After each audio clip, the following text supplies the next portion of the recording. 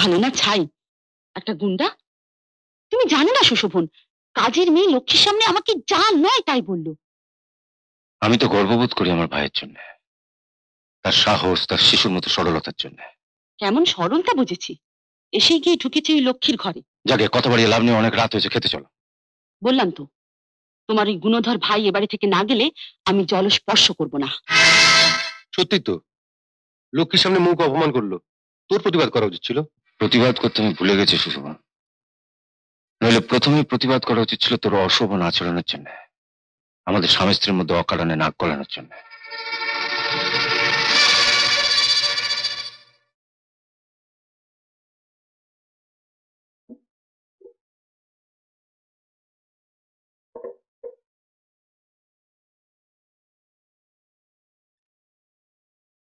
দিদিটাকে দেখে খুব কষ্ট হয়।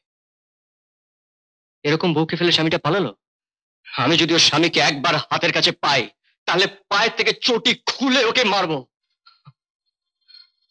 একটা লম্পট, চরিত্রহীন, বদমাইশ জানোয়ার। অরিজিৎ, এ তুমি কাকে কি বলছো? তুমি আমার স্বামীকে জানো না, তাই তুমি এ কথা বলছো। ছোটবেলা থেকে শিবের মাথায় জল ঢেলেছি, শিবের মতো বর পাবো বলে ভাবিনি শিব ঠাকুর নিজে এসে আমার কাছে ধরা দেবেন। রক্ত মাংসে গড়া মানুষ হয়ে কি করে শিব ঠাকুরকে বেঁধে রাখবো বলো? তাই তুমি চলে গেলেন। শুধু ফুলশয্যার রাতে ওর সঙ্গে কথা বলার সুযোগ পেয়েছিলাম।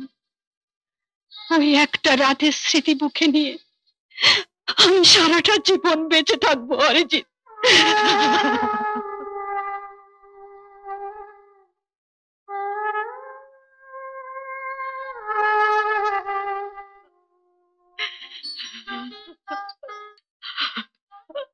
দিদি, আমি আমি না বুঝে তোমাকে আঘাত দিয়ে ফেলেছি, আমাকে তুমি ক্ষমা করে দাও।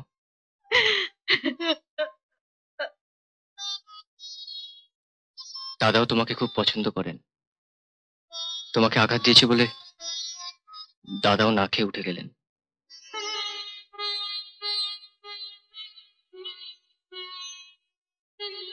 কি কথা বলছো না যে? তুমি এখন আমার উপর রাগ করে আছো? চলো, তোমার শোয়ার ব্যবস্থা করে দিই। ও, তার মানে তুমি ঘর থেকে তাড়িয়ে দিতে চাইছো? আসল কথা, তুমি আমাকে এখনো ক্ষমা করতে পারোনি। না না। তাহলে বলো, আমি তোমাকে একটা উপহার দেব, তুমি সেটা নেবে? হঠাৎ উপহার? জেল থেকে বেরোবার সময় কিছু টাকা পেয়েছিলাম, ভেবেছিলাম বৌদিকে কিছু কিনে দেবো। তা বৌদিকে দিলে না কেন? বাবার দেওয়া উপহার যেইভাবে ছুঁড়ে ফেলে দিতে পারে, যাকে সেসব কথা। বলো, তুমি কি চাও? কি আর চাইবো বলো? তোমার দাদা বৌদি তো আমার কোনো অভাব রাখেননি। না, তবু তোমায় কিছু একটা নিতেই হবে। বলো তোমার কি চাই, যেটা তোমার সব থেকে পছন্দ, সবচেয়ে বেশি প্রয়োজন, সেইটাই আমি তোমায় দেব। বললাম তো, আমার কিচ্ছু চাই না। ঠিক আছে, ঠিক আছে, মুখে বলতে না পারো, এক মিনিট, এই ডায়েরিতে লিখে দাও, ধরো। তুমি না একটা পাগল, বলছি কিছু চাই না। কথা বাড়িও না তো, লেখো।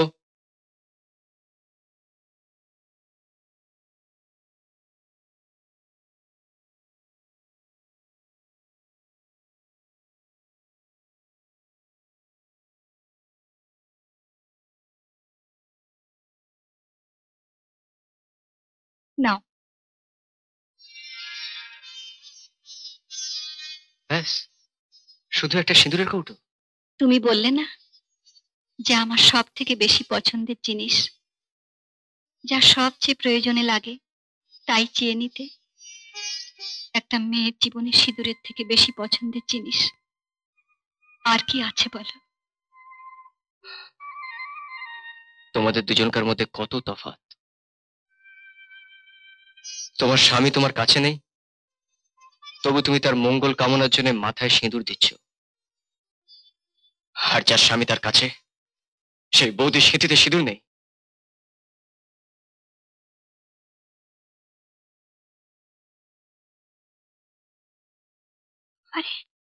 এ কি করছো? ছোটবেলায় মাকে হারিয়েছি, মায়ের পা কোনোদিন স্পর্শ করতে পারিনি।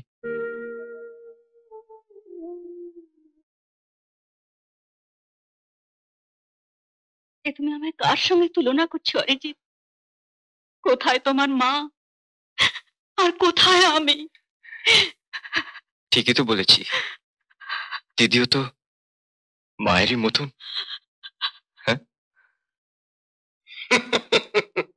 এই যে সতী লক্ষ্মী, সেদিন একটু মাথাটা টিপে দিতে বলেছিলাম বলে তোমার সতীত্বে বেঁধেছিল সুন্দরী, কিন্তু এখন দেখছি একটা বাচ্চা ছেলেকে অন্ধকারে পেয়ে ভালোই তো মাথা চিপিয়ে খাচ্ছ। হ্যাঁ, সুষমন্দা, তুমি আমার দাদার বন্ধু, তোমার কাছ থেকে এই ধরনের কথা আমি আশা করিনি। তোমার দাদার বন্ধু হয়ে তারই বাড়ির ঝিয়ের কাছ থেকে আমিও সেদিন এই ধরনের ব্যবহার আশা করিনি। তুমি যাকে ঝি বলছো তাকে আমি দিদি বলে ডেকেছি, আর আমার সামনে দিদিকে অসম্মান করো না। যাও। হুম? এসো দিদি। কেন, আমি না গেলে বুঝি তোমার দিদির কোলে চড়তে অসুবিধে হবে? কি বললে?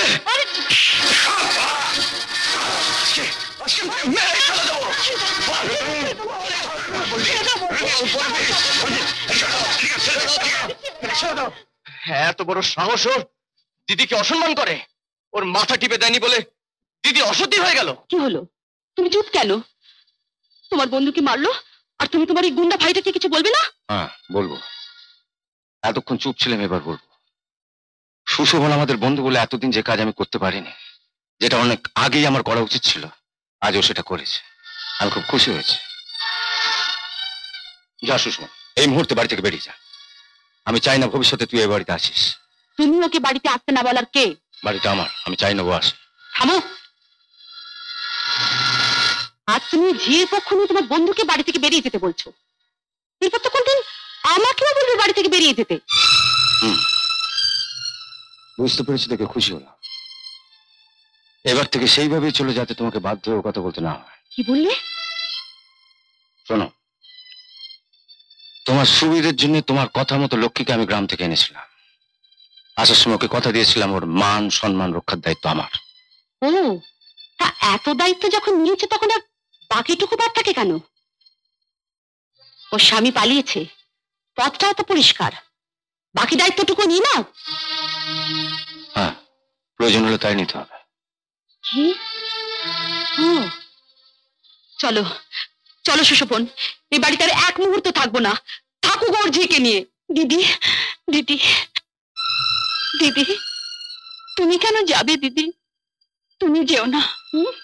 নেকা, গন্ডগোল পাকি দিয়ে এখন নিজের সংসারটা তো ভেঙেছই, আমারটাও। হাত ছাড়ো। না দিদি, তুমি তোমার সংসার ফেলে যাবে কেন দিদি? তুমি যেও না। বেশ, আমি থাকতে পারি যদি তুমি এই মুহূর্তে বাড়ি থেকে চলে যাও। বেশ, আমি চলে যাচ্ছি। দাঁড়াও, আমিও তোমার সঙ্গে যাব। না লক্ষ্মী, তুমি যাবে না। কেন যাবে?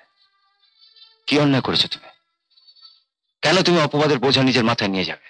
যেতে যদি হয় কদিন পরে যাও, এই মুহূর্তে তোমাকে আমি যেতে দেবো না। এতে যদি ও চলে যায়, যাক। কি অরিজিৎ, সুশোভন তো চরিত্রহীন, কিন্তু তোমার দাদা যে ঝিয়ের প্রেমে পড়ে বউকে বাড়ি থেকে বের করে দিচ্ছে, তাকে কিছু বলবে না?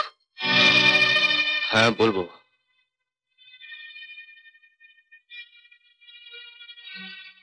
রাগের মাথায় ভুল বুঝে অনেক কথা বলেছিলাম, আমাকে তুই ক্ষমা করতে দাদা।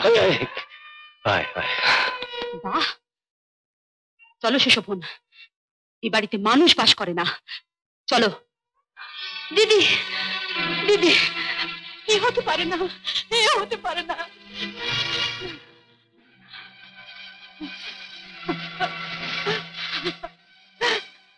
এ আপনি কি করলেন? ঠিকই করেছি। কি বলছিস তুই? ঠিকই বলছি। দাদা তোমাকে ভক্তি করত, শ্রদ্ধা করত। তোমার তোমার অনুমতি ছাড়া একটা কাজও করতো না। আর তুমি তুমি তার উপযুক্ত প্রতিদানই দিয়েছো। একটা খারাপ মেয়ের সঙ্গে তুমি। বৌমার নামে যদি আর একটা নোংরা কথা বলিস তোকে খুন করে ফেলবো। হ্যাঁ, তাই করো। তাহলে ভবিষ্যৎ আমাকে আর দেখতে হবে না তোমার বৌমা তোমাকে কিভাবে অপমান করছে। কি? বৌমা আমাকে অপমান করেছে? বুড়ো বয়সে ধুকতে ধুকতে গিয়ে মেলার থেকে 4টে শাড়ি কিনে আনলে না হ্যাঁ, তোমার তোমার বৌমার জন্য? হ্যাঁ। তোমার বৌমা সেই শাড়িগুলোকে মেঝেতে ছুঁড়ে ফেলে দিয়ে বলে কিনা, হ্যাঁ? বলে কিনা তার বাড়ির ছিঁড়ার থেকে দামি শাড়ি পরে।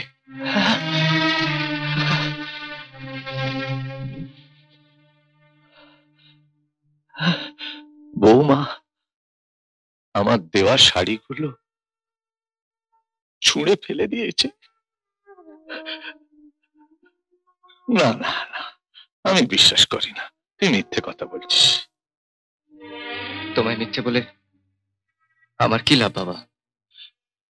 তাহলে তাহলে বৌমা চিঠিতে সব মিথ্যে কথা লিখেছে। ও যে আমায় লিখেছে যে তোমার কথা আমার সবসময় মনে পড়ে বাবা। হ্যাঁ, আমায় দাঁড়া, দেখাচ্ছি তোকে।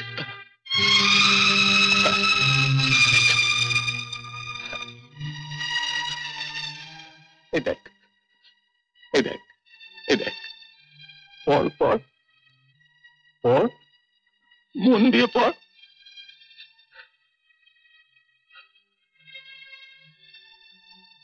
পড়, নিজে পড়ে দেখ, পড়ে দেখ।